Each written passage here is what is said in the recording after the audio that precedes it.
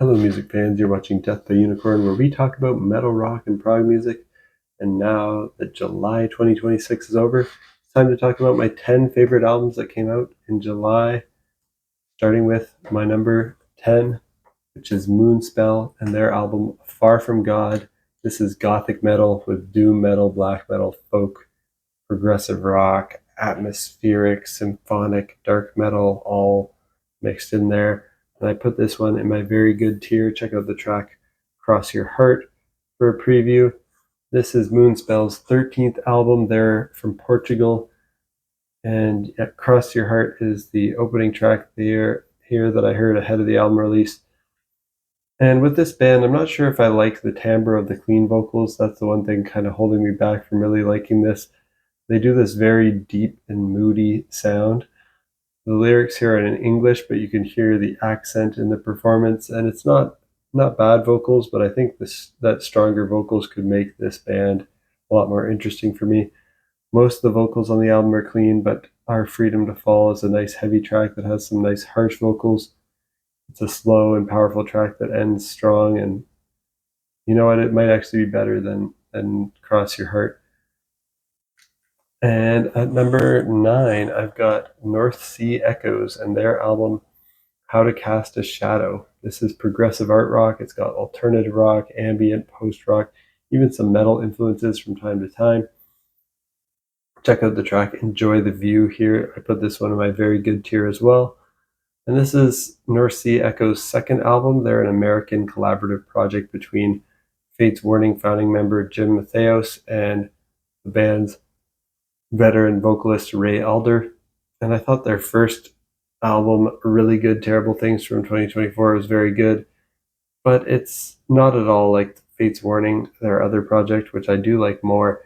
This is more chill, more atmospheric, more song-based, more ambient. It's still progressive, but it's not as metal or heavy as Fates Warning, not as adventurous or atypical as Fates Warning music. And this album is a lot like their debut, but I think it might be a bit better. I like this a bit better. It's in the same ballpark. Enjoy the View has a really catchy chorus. I like the moments on the album where they have these chunky heavy metal riffs. Most of the album's very accessible, very catchy. It has softer, more ambient songs that occasionally bring in heavy guitar. And that helps make these heavy guitar moments stand out. The vocals are really well done here, of course. So if that sounds good, check out How to Cast a Shadow by North Sea Echoes, my number 9. At number 8, I've got Phideaux and Automoto. Animus is the name of the album. Phideaux is the artist. And this is progressive pop rock. It's got art rock, symphonic, it's kind of rock opera, a little bit of psychedelic and folk in there, and I put it in my very good tier as well. Check out the track Hey Humanity for a preview. This is Phideaux's 10th album. This is an American project. It's a one-man project, but it features many guest contributions. The man is Phideaux Xavier on piano, keyboards, bass, acoustic and electric guitar, vocals, and he released it on Bandcamp, but not Spotify yet. It ends with a 14-minute prog epic. Very good tier stuff. I really enjoyed it when it was on, but I don't think it'll make my year-end list or anything like that. I don't know if I'll go back to it much. So nothing really grabbed me as super unique and special here, but it's very solid prog rock music, very well written and performed. At number 7, I've got Psycroptic with The Pulse of Annihilation and their album, that is the name of the album, The Pulse of Annihilation. The band is Psycroptic, and their genre is technical death metal. Check out the track Gathering a Venomous Herd. This is their 9th album. Psycroptic is an Australian band, and I thought their 2022 album Divine Council was very good, so I was excited to hear this. And I think if you like technical death metal, this one's a no-brainer to check out. If you're a fan of bands like Gorod, Archspire, and Obscura, check out The Pulse of Annihilation by Psycroptic, my number 7. At number 6, I've got Lalu and Mythmaker's Demise. This is progressive rock with some metal influences, also in my very good tier. And check out the track Prince with the Swift Warning for a preview here. This is Lalu's 5th album. They're from France, and I love this band. I enjoy everything they do. I expected this to be awesome as always. I do prefer their first 3 albums over the sound on their most recent 2. Their earlier stuff had some more metal edge to it. This album's a bit heavier than their 4th album, which I like, but not as heavy as I was hoping for from them. The vocals are strong. Flust in Paradise in particular has vocals that remind me of Queensryche and Iron Maiden, which is a bit of a surprise to me coming from this band. But check it out if you want to hear Yes meets Queensryche and Iron Maiden. Very good tier stuff. A Mythmaker's Demise by Lalu at number 6. At number 5, I've got Deep Purple with their album SPLAT. This is hard rock with heavy metal, progressive rock, and blues rock influences. Check out the track Arrogant Boy for a preview of this. And this is Deep Purple's 24th album. They're a legendary classic rock band from the UK, and it's great to see them still going strong this far into their career. Very good album, just like their last one from 2024 called Equals One. Great riffs, great guitar solos, great writing, great performances from all members here.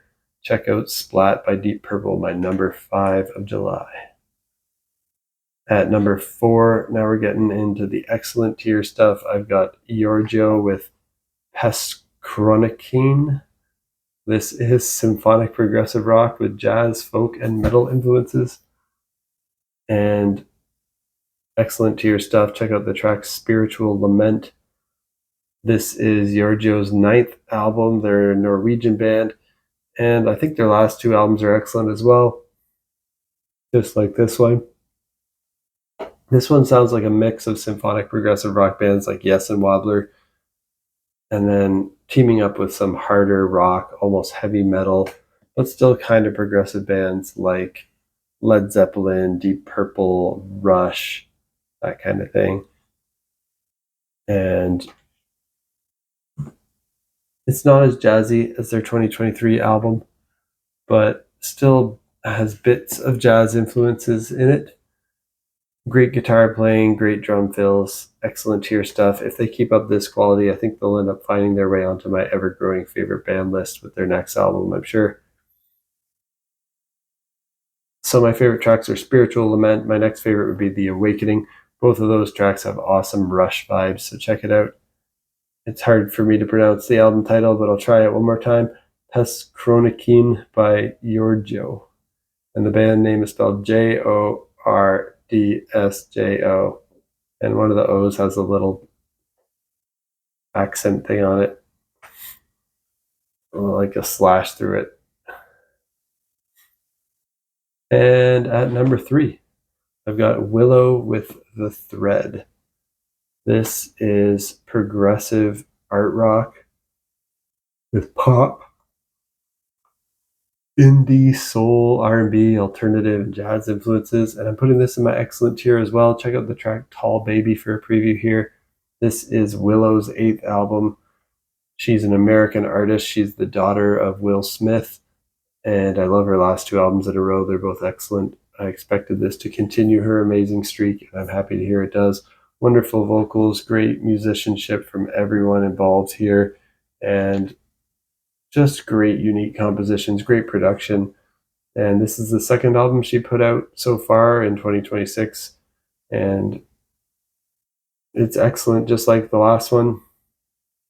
Like with her earlier one from this year, which was called Pedal Rock Black. I love the use of odd time signatures from time to time. I love the unusual, big, and soulful jazzy chords and chord progressions, and unusual but nice melodies. My favorite track is Tall Baby, and The Thread would be my next favorite. So check out this one, The Thread by WILLOW, my number 3 of July. And at number 2, I've got an EP, which is by Haken. It's called In a Fever Dream. This is progressive metal, and this is the first one I'm putting in my near masterpiece tier this month. Check out the title track In a Fever Dream for a preview here, but really most pretty much any track is good. That's probably the one to start with, though, and it is the opening track on the album. Haken, of course, is an amazing prog metal band from the UK that I love. Only the digital release is out so far. CD and vinyl editions aren't available until September 18th. Haken's down a couple members from their last release, Charlie Griffiths on guitar and Connor Grieve, who was on bass, but they still sound amazing, and I think they've just done it again. I will admit this is probably the weakest Haken release. Don't start here if you're new to Haken, but they don't really have any weak releases, so you might be able to jump into Haken anywhere. I liked starting from the beginning. I got into them with tracks from Aquarius and started there. And I was a bit disappointed when I found out this release was an EP, especially since they released 3 tracks ahead of the album release when there's only 5 tracks on it. So that kind of makes it so you don't really get as much new stuff when you put on the EP that you haven't heard if you listen to the singles ahead of time. And of course, I was also mildly disappointed when I found out Charlie and Connor are no longer in the band. But I think Haken still sounds really great here, even without them. And even the weakest Haken EP is better than most bands' best albums. And my favorite track, like I said, is In a Fever Dream, which I really like. I also like the closing track, Lotus, which talks about coming out of a fever dream. It kind of completes the cycle, the journey of this EP. Like the EP is just a quick fever dream, and it kind of makes it feel like a cohesive journey of an EP. And I enjoyed Delirium as well. I know some people online are saying maybe they don't like it as much. But I actually like it. Some people have said the chorus is annoying. I think the chorus is great. It's catchy. It's kind of, I think it's just more of like their accessible track on here. It's not as proggy. It's more of the, think from Fauna, like the Love Bite kind of chorus. It's just about a hooky chorus. I think the riffs are good though on Delirium. More like an alternative metal Haken, but I think they do a good job here.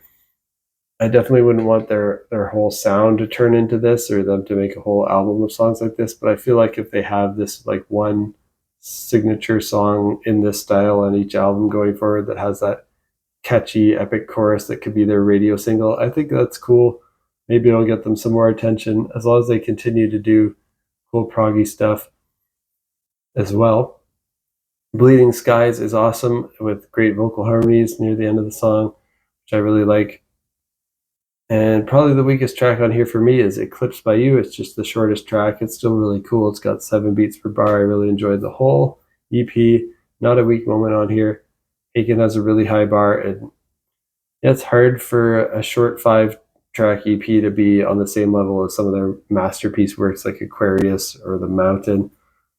But I called it a near masterpiece, and I think if they had a whole album of this quality, it would probably be a masterpiece. Although I'd love to see, if I were to nitpick about the things that I want them to bring in some more variety if they do a full album, not just stick to this sound that they have on here.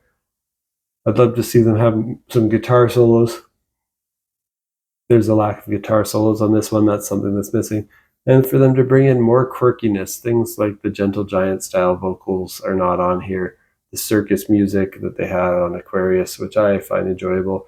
And if they had an epic, a really long, more than maybe 15-minute song, that would be great. Hopefully on their next album, it'd be cool if they had some tracks that go in that direction. An epic, crazy vocal counterpoint, guitar solos, circus stuff, fun, quirky things. Let's see if they can mix this modern, sleek, streamlined production with those fun things that they did in the past on their next full-length album. Looking forward to hearing what they do next. Check out the EP In a Fever Dream by Haken if you like the sounds of that. And lastly, my number one of July 2026 is from Protest the Hero, and it's their album Within. This is progressive metalcore, and it's a masterpiece tier album. Possibly, my favorite album of the year so far, I think. And check out the track The Mariner for a preview of this one. And Protest the Hero is a Canadian band that I love. This is their 6th album. They're one of my favorite bands. I called them my favorite for a while, but they haven't put out as much music as some others who might have kind of surpassed them by this point for me, like Between the Buried and Me, Dream Theater, Haken. Protest the Hero is still definitely in my top 5 bands. They're probably my number 4 at this point, and I think all their albums are masterpieces. The early single from this one, Mouthpiece, is amazing. And after listening, I have to say this is my album of the year. It's pretty close between this and The Moth by Devin Townsend, but I'm optimistic. There's actually going to be a second part to this album, I hope, called Without. Some people on the internet have been predicting, especially given the album's only 35 minutes long, and it has 8 tracks, but it's really only 6 proper tracks, 2 more orchestral interludes. So I'm betting they wrote 12 full tracks and 4 interludes, and then they thought it was kind of too long once they added all the interludes and put it onto one album, so they decided to break it in 2. Fingers crossed that these theories are correct, and I wonder if the second part will actually be darker sounding. I found a lot of the tracks on here sound brighter sonically. They use a lot more major chords than Protest the Hero typically uses. And even though the tracks on here are still typically lyrically negative and cynical, it just has a brighter sound than most Protest the Hero albums. The second track, Fishhook in particular, showcases that sonic brightness with lyrics that express frustration about conversations the narrator has with their geriatric neighbor, who's always so negative, cynical, expressing disdain for the younger generation, calling them lazy. The Orchard features a part with vocals from Jada Kelly, who has guested on many Protest the Hero albums. She was the voice of Keziah on their debut, and it's great to hear her collaborating with them again like she often has throughout their career. Her voice sounds a little bit different here than back on Keziah, but she does a great job. Rhodey does a great job on vocals overall. His clean singing is powerful. His harsh vocals sound great here. I know a couple of times I last saw him live, he didn't do the harsh vocals live. They played them from backing tracks. I think he had vocal problems, and I'm not sure if he'll continue to play the harsh vocals from the backing tracks to save his vocals live, or if he'll actually do them. I hope he will actually perform them. It is a bit disappointing to see a band when they do something like that. I do understand, though, it's important that he doesn't injure his vocal cords again, since it is his livelihood. Hopefully he'll be able to get some, technique training on the harsh vocals so that he can do them repeatedly, consistently in a way that's not going to cause any damage. And the guitar riffs on this album are just awesome as always. My favorite track currently is The Mariner. And I think there's some Easter eggs to past tracks. My cousin Sean noticed a bunch of them. I have to listen more to find all of them, but there's The Canary and a lyrical nod to a really old track of theirs called Led Astray. And on The Mariner, there's lyrical cameos from Migrant Mother and From the Sky. I found the From the Sky one. There's a Take My Picture reference, which is a key lyric from that. And I just love this stuff. Masterpiece tier album, as usual, from Protest the Hero. Hard to say where I'd rank this among their amazing catalog. It's definitely hard to live up to some of their early albums that I have such nostalgia for, but I like how they have some of their heaviest moments here, almost going towards Between the Buried and Me level of heaviness, but also some of their lightest, quietest, softest, and most beautiful moments, and the use of acoustic guitar playing and some chords reminiscent of Alex Lifeson on Rush. So they have these two extremes, like that they've pushed further than they've gone in the past on bringing us some more variety in terms of the lightness and the heaviness, instead of kind of staying in the middle the whole time. And yeah, it's just a great album. My favorite album of the year so far. Maybe something will come out later that will surpass this, but for now it's going to be a pretty tough one to beat. My number 1 album of July 2026 is Within by Protest the Hero. What do you think of this list? Let me know down in the comments. And what are your favorite albums of July 2026? Also let me know in case I missed anything great. And if you like metal, rock, and prog music, you're in the right place. Hit that like button, hit that subscribe button so you can stay in the loop when I post new videos. I do a weekly series where I post my first impressions of new music as it comes out, called New Music Picks 2026. And in my next one in that series, I'm going to give my first impressions of the deluxe edition of Woodcut by Big Big Train and new music from Cancer Bats, Papangu, The Bardic Depths, Xandria, and Electric Callboy. So stay tuned for that, and peace out.